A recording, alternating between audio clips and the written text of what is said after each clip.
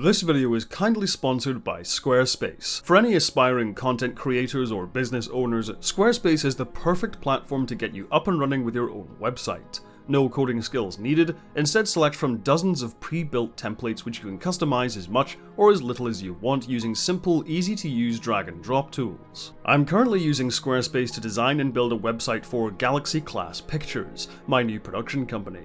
While Squarespace has plenty of tools for building your website, you can also make social media and app-based content using the Unfold app. Design picture and text posts, stories, and video compatible with all major social media platforms and apps, all in one place, and schedule posts in advance. You can manage all of your business's socials all in one place with the Unfold app. Follow the link in the description to start making your own website with your own domain name and use the promo code Rowan J. Coleman for 10% off your first purchase. Thank you once again to Squarespace for helping me keep the lights on over here. And now, on with the video. In 1999, The Matrix debuted to box office success, critical acclaim, and became a pop culture phenomenon. After 4 years, its highly anticipated sequel, The Matrix Reloaded, despite even greater box office success, was met with a more mixed reception. The lingering question of whether the Matrix trilogy could stick the landing would be answered in Revolutions.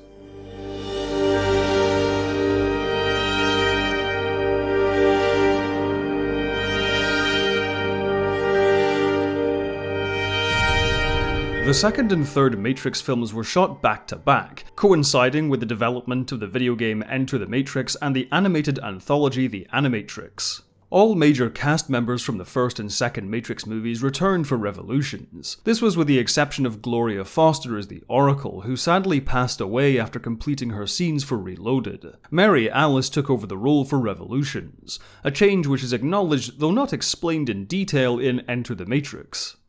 Do I know you? You know me, though you may not recognize me. Are you telling me that you are the Oracle? I know this won't be easy for any of you. Change never is. If you are the Oracle, tell me if I believe you are. You don't right now, but you will. Can I ask what happened? The Merovingian warned me that if I made a certain choice, it would cost me. He is, among other things, a man of his word. New cast members included New Zealand actor Bruce Spence as the Train Man. Spence was best known as the gyrocopter pilot in Mad Max 2 Road Warrior, and would later appear in Star Wars Episode 3 Revenge of the Sith as the alien character Tion Medon. He also appeared as the Mouth of Sauron in The Lord of the Rings The Return of the King, in a scene which was cut from the theatrical release and restored for the extended edition. Making up the family utilizing the Train Man's services was Bernard White as Ramachandra, Tarini Mudalia as Kamala, and Tanvir K. Atwal as Sati. To voice the machine character Deus Ex Machina, veteran voice actor Kevin Michael Richardson, who also voiced Captain Thaddeus in Final Flight of the Osiris, was hired. A new addition to the Zion characters was Chara, played by Australian actress Rachel Blackman. A huge part of the production of The Matrix Revolutions was the Battle of Zion. This massive set piece necessitated enormous sets, intricate practical effects, large-scale miniatures, and more boundary-pushing digital effects. The gate miniature was roughly 20 feet tall and 50 feet wide. The model of the hammer, which itself was over 15 feet long, was then crashed through the gate by sending the entire ship down a rail at high speed. The crane tower model was approximately 15 feet high. When the crane is hit by a swarm of sentinels, explosives and wire pulls were used to rip the crane off its tower. For the sentinels themselves, new software had to be written to simulate the masses of sentinels in their various swarm shapes. Among the swarms, the animators created individual sentinels for key shots, which were hand animated. Further CG effects were also used to extend the Zion dock and blend the miniature photography into the CG environments. While the armoured personnel units were mostly computer generated, the cockpits where the actors would sit were all practical. The cockpits were mounted on a motion base similar to those used for flight simulators, which was then driven by the animation of the CG mech. The same kind of motion base was also used for the Hammer's cockpit. A huge mechanical arm was used for the stunt performers playing characters who got snatched up by the Sentinels. The rig was nicknamed the PMS arm, or Please Make It Stop arm, for the nausea it induced in many performers. This arm was also used extensively for the climactic Neo-Smith fight to simulate the flying movement of the characters. To research the flying sequences in advance, the visual effects and stunt teams actually took several parabolic flights so they could see what fighting would look like in a real weightless environment before attempting to replicate it in a studio. However, the ground-based piece at the start of the fight proved to be its own unique challenge due to the heavy rain. Keanu Reeves had some difficulty moving fast enough because as the scenes went on and his costume took on more water, the heavier it became. Meanwhile, Hugo Weaving had difficulty speaking as bubbles kept forming in his mouth. Inside the building, Keanu Reeves' stunt double Chad Stahelski performed the elaborate wire work, while Reeves himself did all the fighting. While Stahelski also handled many of the flying scenes, motion capture was also used for the digital doubles of both actors. The universal capture system from Reloaded was employed for the facial animations. This universal capture was also used for the other Smiths on the street. Hugo Weaving performed all of the facial expressions for the various doubles, which was then digitally mapped onto the other actors. On set, these actors wore Hugo Weaving prosthetic masks, and were also joined by a large number of dummies. The Machine City was largely inspired by coral reefs and insect hives. To this end, Deus Ex Machina was made to resemble a kind of sea star with its many tiny machines swarming like insects. The baby face the swarm makes was added for a disturbing effect, modelled after the Wachowskis' own nephew, with performance capture driven by Kevin Michael Richardson. Once again, Don Davis scored the film, in collaboration with Juno Reactor. Davis took many of the established leitmotifs of previous movies and expanded them into grander themes, in particular Neo and Trinity's love theme, as well as the motifs used for Zion in Reloaded. For the climactic Neo-Smith fight, the track Neo Damarung made use of a large choir singing in Sanskrit, inspired largely by Indian mantras. These mantras were then reprised for the credits track Navras, which was co-composed by Juno Reactor. After a 270-day shoot and nearly a full year of post-production, the final installment in the Matrix trilogy was released on the 5th of November 2003. While The Matrix Reloaded was heavily flawed but still commendable overall and exceptional in certain instances, I straight up love The Matrix Revolutions, which I know is not a very popular opinion. Unlike Reloaded, which could be criticized for being slow and plodding at times, Revolutions is almost all action from start to finish. But like Reloaded, Revolutions is commendable for shaking up the Matrix formula and giving the audience as much new stuff as possible. I've often seen people bemoan Revolutions because so little of it takes place inside the Matrix. The gravity-defying martial arts and spectacular gunfights aren't as prominent in this third entry, but for me that's why Revolutions works so well. Between Reloaded's burly brawl and freeway chase, the films essentially hit a ceiling with that kind of thing, so Revolutions makes the smart choice by moving the majority of the action into the real world. This gives the events of the movie an added sense of viscerality and danger. Neo's fight with Bane is a brutal and bloody slugging match where any mistake could be fatal. A fight which even costs Neo his eyes. There isn't the safety of the Matrix to fall back on this time. This is something which also extends to the Battle of Zion, which dominates the movie's second act. Again, I love this sequence. In terms of visual storytelling quality, spectacle, and drama, it's on par with Helm's Deep as far as I'm concerned. The visual effects hold up beautifully with a near seamless combination of live-action photography, miniature work, and CGI. But once again, it's in the granular details where the sequence shines.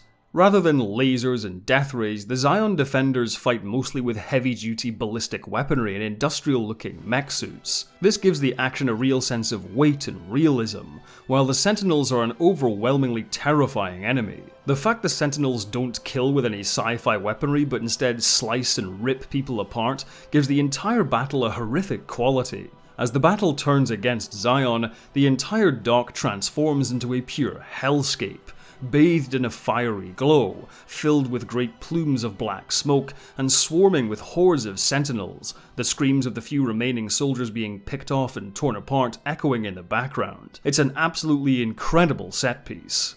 A criticism I can see being applied to the sequence, however, is the strange absence of most of the main characters. For almost the entire battle, Neo and Trinity are completely absent, and Morpheus and Link are elsewhere on the hammer, though this race through the tunnels while fending off Sentinel attackers is an exhilarating sequence in its own right. This is a criticism I do understand, but in many ways the focus on minor supporting characters for much of the battle actually works. Because Mifune, Kid, Locke and Z are not major characters, it means they're all the more vulnerable. There's no plot armor to stop them being killed off, and it's not as though the viewer doesn't root for them. Captain Mifune and Captain Locke command the screen effortlessly through the sheer gravitas of their respective actors. The Kid works perfectly as the boots-on-the-ground everyman, doing his bit to help as best he can within this nightmare. And Z and Chara win us over simply by getting so close to taking down the Machine Army's drills. Whether intentional or not, the fact that it's ordinary people doing the frontline fighting, not badass warrior monks or cyberspace messiahs, makes the battle simultaneously more frightening, but also inspiring. This is not a fight anyone can bullet time their way out of. Instead, it's through faith that victory in the face of such odds is even possible that wins them a reprieve. You, I believe. When the movie does return to following its cyberspace messiah, that sense of danger and vulnerability isn't lost. The journey to reach the Machine City is a difficult one, and one which comes at a heavy price. Oh no. Oh no. It's all right. It's time. Killing off Trinity in this moment comes as a real shock. This is the person who has been with Neo from the very beginning, the person who willed him back to life and he in turn resurrecting her. Though they aren't the most charismatic characters, the lengths they both go to for one another speaks of a profound connection between them. They serve as each other's rock. And so when Trinity dies in the Machine City, it's not only immediately devastating, but also leaves Neo untethered and truly alone as he soldiers on without her.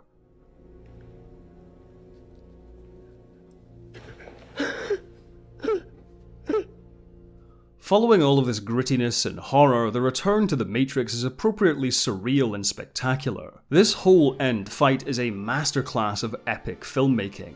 The pouring rain resembling the Matrix Code and flashes of lightning gives us a real sense of the Matrix coming apart at the seams.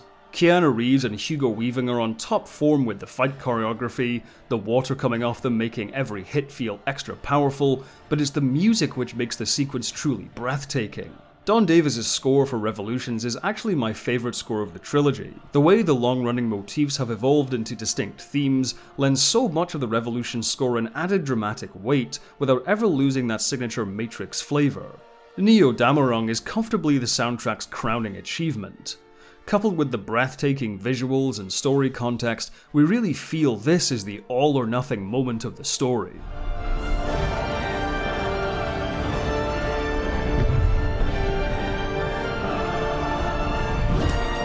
Despite the awesome nature of the final battle, however, there are some who are disappointed by the ultimate conclusion, which seemingly sees Neo defeat Smith just because. And having a character literally called Deus Ex Machina certainly doesn't help this perception.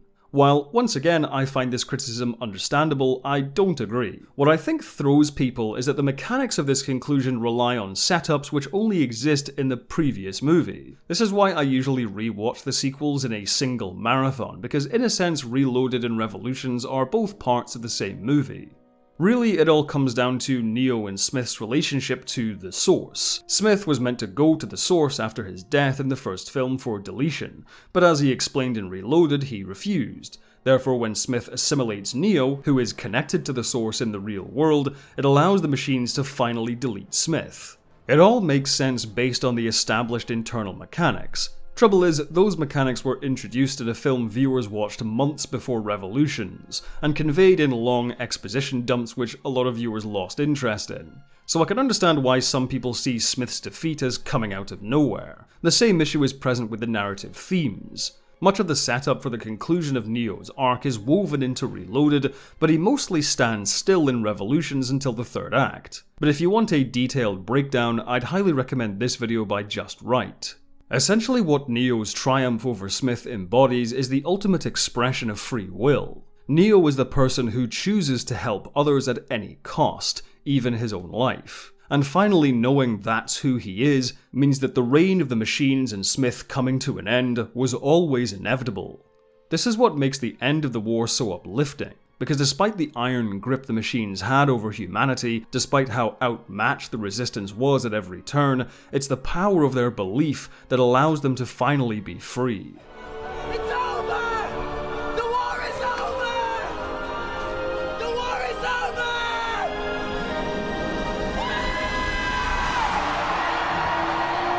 Looking at it now, I don't think the trilogy could have had a better ending. Did you always know? Oh, no. No, I didn't.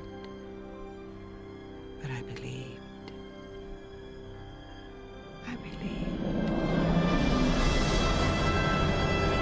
Upon release, The Matrix Revolutions was met with largely negative reviews, and though it was a success at the box office, it was the lowest grossing of the trilogy. Looking back, I think it was a mistake to release both sequels in the same year alongside The Animatrix and Enter the Matrix, as it risked oversaturation, and placed Revolutions in direct competition with The Lord of the Rings: The Return of the King. While Reloaded met with a mixed reception, Revolutions was seen by many critics and moviegoers as a disappointment. The reception seemingly solidified the Matrix sequel's perception in pop culture as failed follow-ups to a great original film. Nevertheless, The Matrix continued to sell well on home media, sequels included, and the cultural phenomenon kicked off by the first movie allowed the mythos to retain its lofty pop culture status. In 2021, The Matrix returned to the big screen in the form of The Matrix Resurrections. Unfortunately, the movie was a box office bomb and met with a polarized reception. Just like the sequels, I don't think it's right to simply dismiss the movie out of hand, despite its failings. Really, the biggest problem with The Matrix Resurrections is that it shouldn't really exist. The trilogy wrapped things up nicely, and the Wachowskis had no intention of ever making a fourth movie. Thus, when Lana Wachowski eventually decided to take up the reins, the resulting movie was a far more meta-textual and personal affair than I think anyone was really expecting. I do appreciate that The Matrix Resurrections clearly comes from a very sincere place, and I know the film resonated profoundly with many trans viewers. I also think its metatextual elements were a bold inclusion, and the substance of these elements is certainly interesting. In spite of that sincerity, however, I don't think the same passion was there when it came to the actual filmmaking. The stylish direction the Wachowskis usually bring to their projects is largely absent from Resurrections. There are some shockingly poor visual effects, and the action sequences aren't shot or choreographed to the same standard as the original trilogy. The glossy look of the film also results in both The Matrix and the real world feeling very artificial. Most of the action inside The Matrix feels as if it's confined to one or two streets, and the new human city, Io, seemingly only has about a dozen people living in it. That being said, I think the attempts at evolving the lore are largely successful. Free machines existing alongside humans and the isomorphs are pretty cool concepts. The cast is also generally strong, with Jessica Henwick and Yahya Abdul-Mateen II in particular stealing many scenes. Though I do think it was a strange choice to recast Morpheus and bring back Agent Smith without Hugo Weaving. Overall, while the substance of The Matrix Resurrections is compelling, the movie itself is a bit of a letdown. But then again, the idea of doing a fourth Matrix movie was flawed from the start. I'd much rather have Resurrections as it is as opposed to a cash grab relying on shallow fanservice, which this so easily could have been. I think there was a time when liking the Matrix sequels was seen as some kind of hot take, but in recent years I feel this has changed.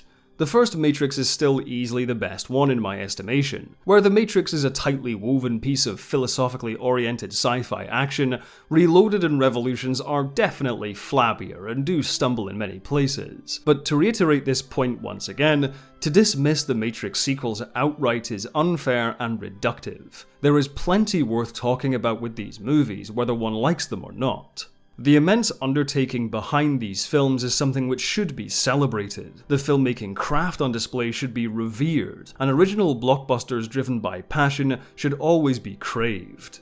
The Matrix trilogy is a rarity. A project like it being made today is unlikely, but then again the likelihood of it being made at the time it came out was also low. The Matrix, Reloaded, and Revolutions make up the kind of movie experience which only comes along once in a generation. Overlooking it would not only do a disservice to all the passionate individuals who worked on it, but also do a disservice to those who believe in the power of films like The Matrix.